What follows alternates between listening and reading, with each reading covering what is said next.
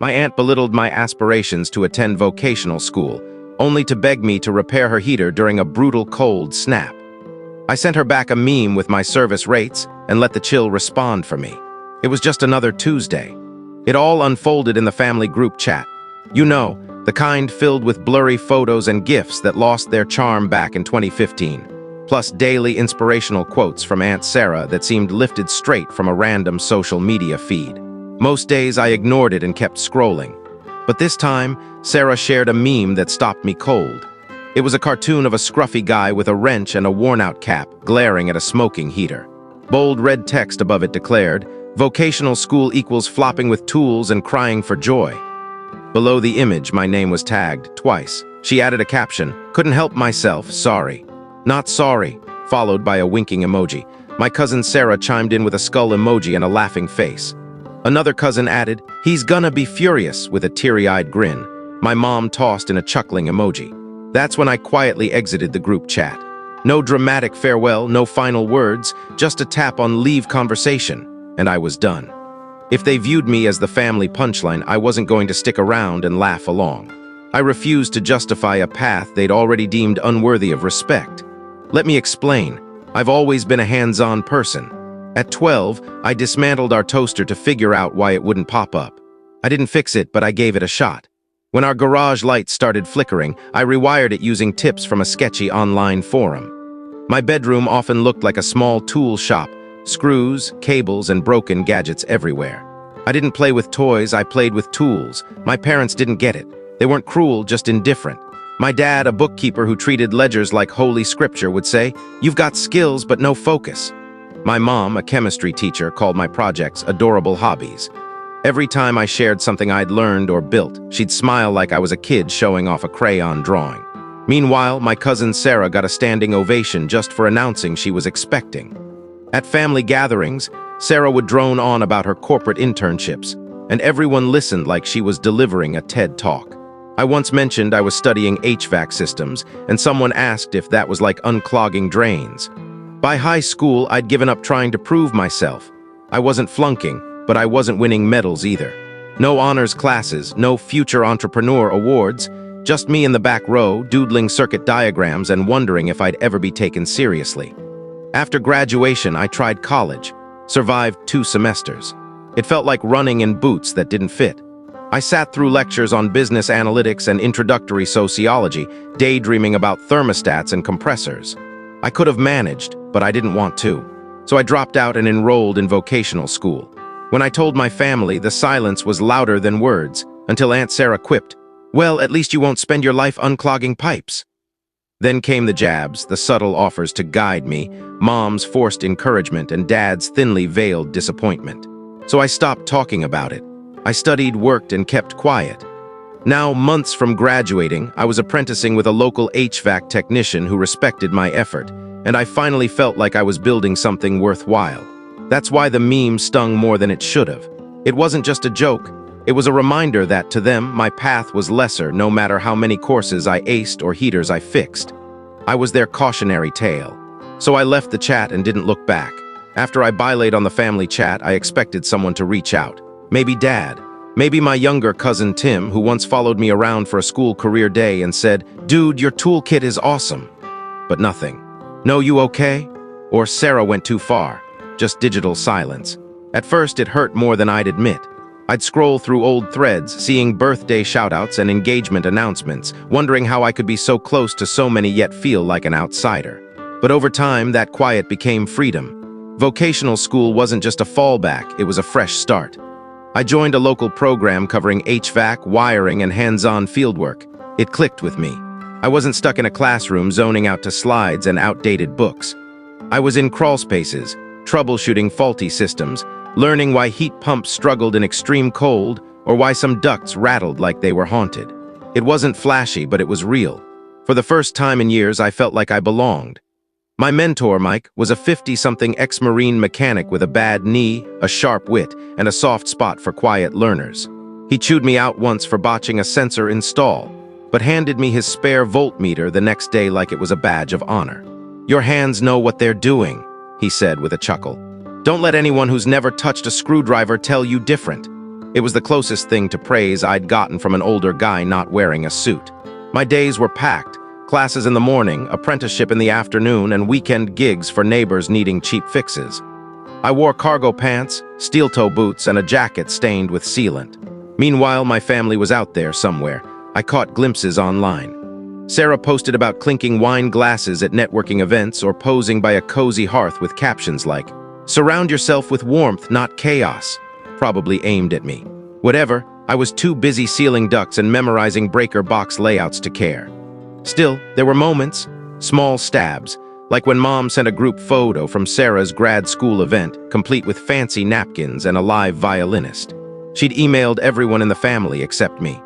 I only saw it because Tim accidentally forwarded it to an old class listserv, or when Dad's social media post went viral in our town's group. So proud of Sarah for choosing the scholarly path. Not everyone has the guts to take the tough road. I snorted, then went back to fixing a leaky gas line in a basement so cold my breath was visible. That was my life, working in places no one wanted to be, solving problems no one else understood, building a future no one else saw yet. And shockingly, I was content. Not in a glossy, social media way, but in a deep, satisfying way. The joy of finishing a job, peeling off your gloves, and knowing you fixed something vital. I didn't need their validation, but still. The silence stood out, especially as winter loomed, when I knew the cold was coming, and when calls started rolling in from people I hadn't heard from in ages, starting with a name that made my eyebrows shoot up like a faulty valve. Unknown number, voicemail. I played it and heard Aunt Sarah's voice, tense and shaky. "Hey, it's Sarah. Our heater just quit and there's a freeze warning tonight. It's going below 0. The kids are bundled up and I heard you work on heating now. Please call back soon. Please." I stared at the phone, then at the thermostat manual in my hand, then at an old photo where Sarah had cropped me out of a holiday picture claiming it was a glitch. It was only November. Winter hadn't even fully hit, and I was already getting frostbite apologies. The cold snapped in fast like someone flipped a switch. Every heater in the county groaned in protest. Overnight, temps dropped 20 degrees, pipes froze, and the town's social media turned into a collective meltdown. People who hadn't texted me in years suddenly became my biggest fans. "Hey man, long time. Quick question, are you still fixing heaters? My friend's grandma is freezing. Not for me, but could you swing by? Do you do free estimates?" I was pulling 16-hour days, barely sleeping, living on gas station tacos and coffee strong enough to jumpstart a car. But I was thriving, business was booming. My van's heater was broken, but I was too busy fixing everyone else's to care. Mike had warned me, "When winter hits, you'll be the most popular guy around." He wasn't wrong. By week's end, I'd fixed 14 heat pumps, rewired 5 thermostats, and pulled a dead rat from a vent system. Don't ask. My back ached, my hands were chapped from cold metal, but my phone kept buzzing. Then it happened. A text came through while I was working on a blower motor in a musty basement that reeked of old stew and regret. From Sarah, "Hi, it's Sarah. The heater's out, the house is freezing. It's urgent, no hello, no how's it going, just straight to urgent." I stared at the screen, letting the irony settle like ice. 2 weeks ago, she'd sent a meme calling me a failure with tools. Now I was her lifeline in a freeze warning. The universe has a wicked sense of humor. I didn't reply right away, not to gloat, okay, maybe a little, but to be deliberate. I finished the job, drove home, took a hot shower, and ate something that wasn't wrapped in foil. Then I sat down, grabbed my phone, and went digging. It didn't take long. The meme was still in my gallery, the one Sarah posted. Cartoon guy, dumb caption, my name tagged twice. I screenshotted it, attached it to a message, and wrote, "Still think I'm a flop?" No extra words. I hit send and waited. 5 minutes, nothing. Then a typing bubble appeared, vanished, reappeared, and vanished again. I went to bed grinning. The next morning, my phone was chaos. Missed calls and texts from cousins, even Mom, who said, "Maybe you're overreacting. It was just a joke.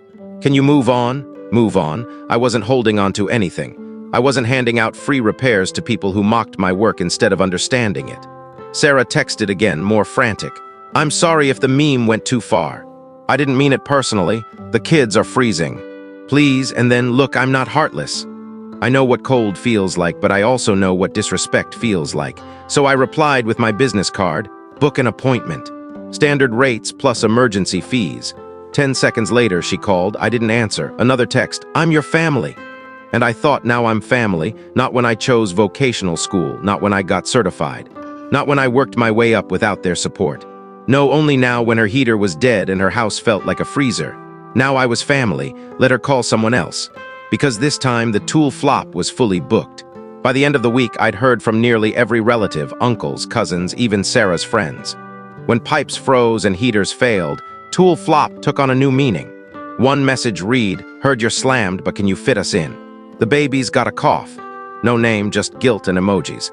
Another from cousin Ben, "Yo, my heater's making a weird banging noise. Will it hold up tonight?" Attached was a shaky video of a unit that sounded like it was chewing bolts.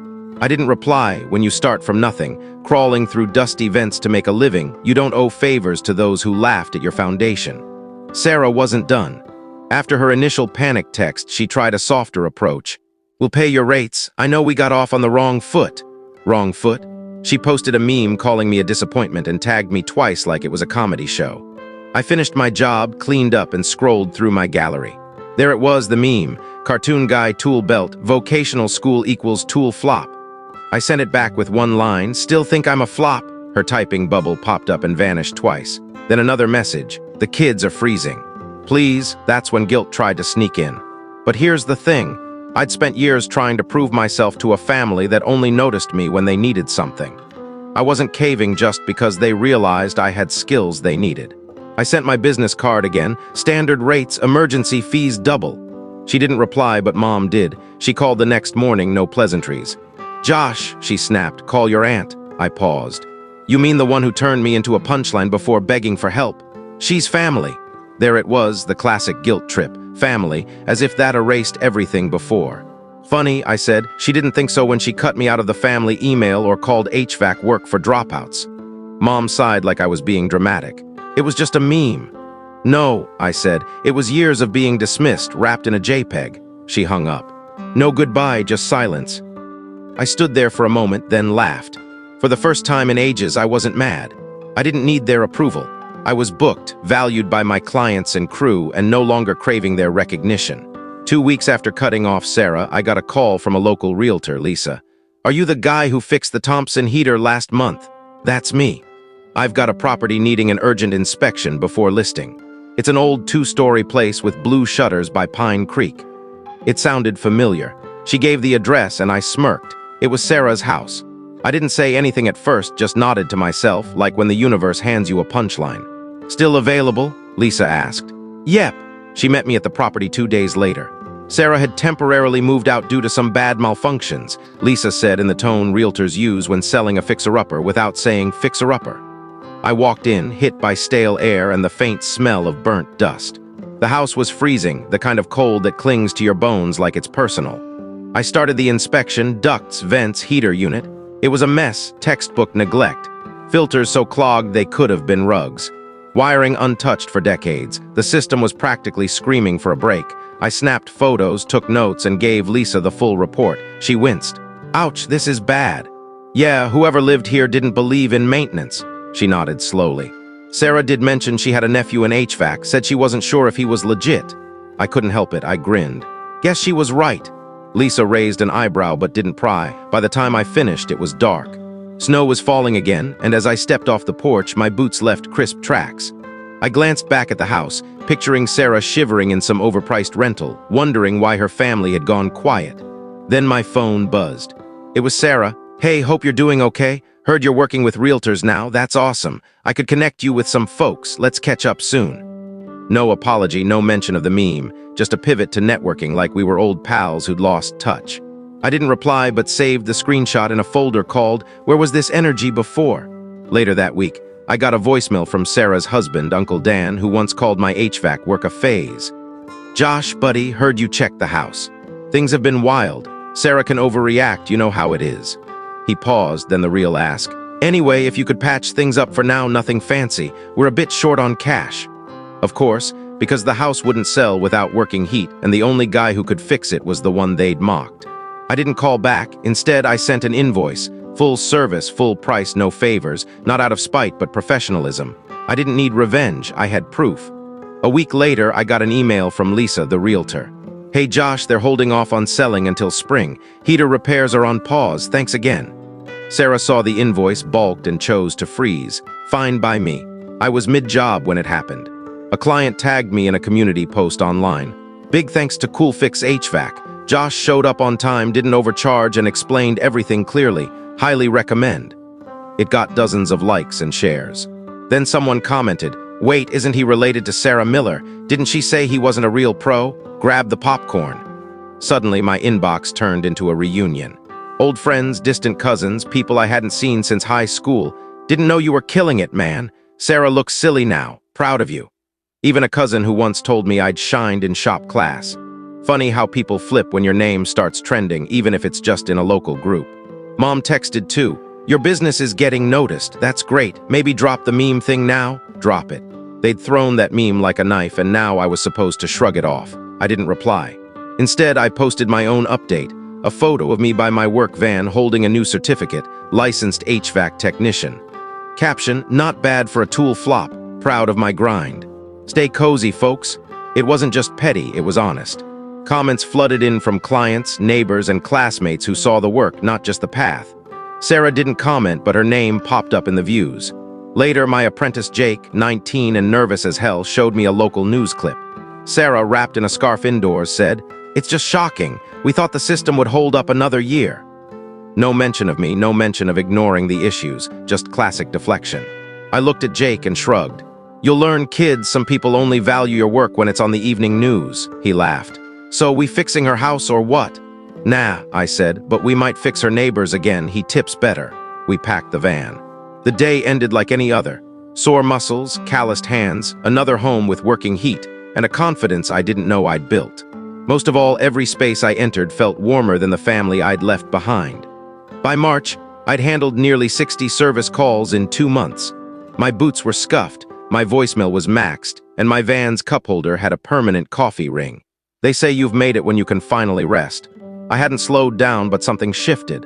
I wasn't just fixing heaters, I was being seen. People waved at my van, strangers stopped me at gas stations. I even got a mention in the town newsletter as a local business standout. Then the unexpected hit. I was nominated for a community business award. 2 clients had submitted my name. I didn't even know nominations were a thing. Mom texted, "Saw your post. Congrats. I know we've had our differences, but you've done something big. Maybe we can talk soon and clear things up." No mention of the meme, no apology, just a soft tap on a door she'd helped shut years ago. I didn't reply, not out of anger, but by choice. Some bridges don't burn, they ice over. And I'd learned to build my own roads. Instead, I kept working. I took Jake, my apprentice, to his first solo repair. He was 19, jittery, and a lot like I was. The kid had promised but apologized every time he dropped a tool. We fixed an old duplex heater together.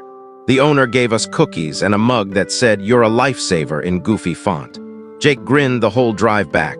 "You always know what to say to clients," he said. I shrugged, because the loudest voices had once ignored me. He looked confused. I laughed. "Don't worry, you'll learn to speak up without yelling. Just keep showing up."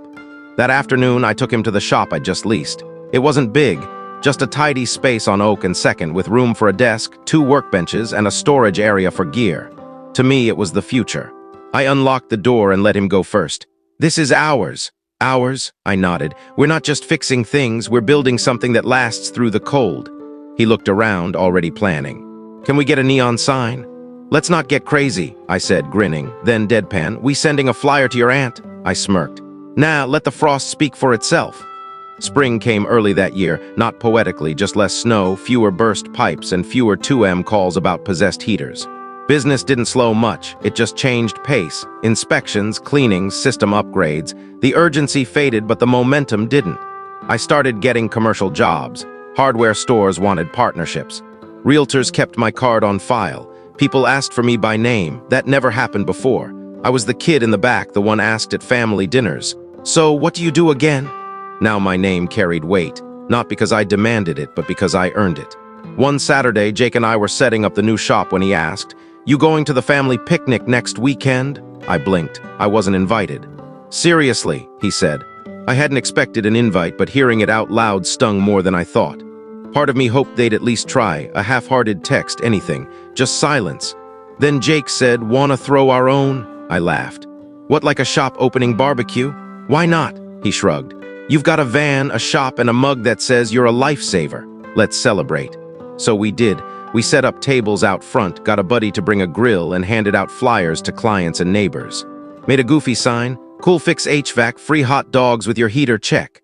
Dozens showed up, clients brought kids. A realtor gave me a lead, even Mike stopped by, grumbling, "Not bad for a kid who tripped over power cords." Then, while I was wiping ketchup off my shirt, I saw her, Sarah, across the street watching. No fancy outfit, no sunglasses, just jeans, a coat, and a look I couldn't read. She didn't come over or wave, just stood there, then left. And you know what? I didn't feel mad or victorious, nothing social media dramatic.